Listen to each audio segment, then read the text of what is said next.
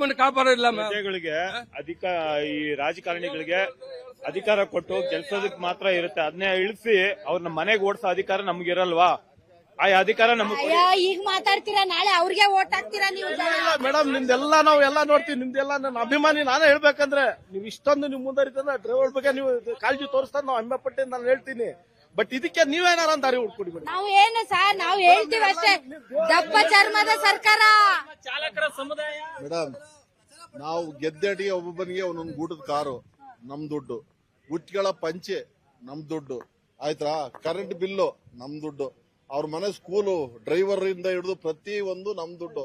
ಅವ್ರಿಗೆ ಏನ್ ಬೇಕು? ನಮ್ ಕಷ್ಟ ಕಟ್ಕೊಂಡು ಏನಾಗಬೇಕಾಯ್ತ? ಅವ್ರಿಗೆ ನಮ್ ಕಷ್ಟ ಕಟ್ಕೊಂಡು ಏನಾಗಬೇಕಾಯ್ತ? ಅಲ್ಲ ಅಲ್ಲ ನಾನ್ ಹೇಳದ್ ಹೆಂಗೆ ಅಂದ್ರೆ, ಆ ಲೋಫರ್ನ ಆಯ್ಕೆ ಮಾಡಿ ನಾವು ಕುಂಡ್ರಿಸಿದೀವಲ್ಲವ, ನಮ್ಮವ ಬೂಟ್ ತಗೊಂಡ್ ನಾವ್ ಹೊಡ್ಕೋಬೇಕು. ಅವ್ರನ್ನ ನಾವೇನಕ್ಕೆ ಆಯ್ಕೆ ಮಾಡೋದು? ಕಷ್ಟನ ಕೇಳಲಿ ನಮ್ದ ಅಂತವ. ಅವ್ರು ಬರೀ ಯಾವಾಗ ಗೊತ್ತಾ ಫಾರಿನ್ ಟ್ರಿಪ್ ಮತ್ತೆ ಎಲ್ಲಾರು ಎಲೆಕ್ಷನ್ ಆಯ್ತದೆ ಅಂದ್ರೆ ಹೆಲಿಕಾಪ್ಟರ್ ಹೋಗೋದು ಬರೋದು.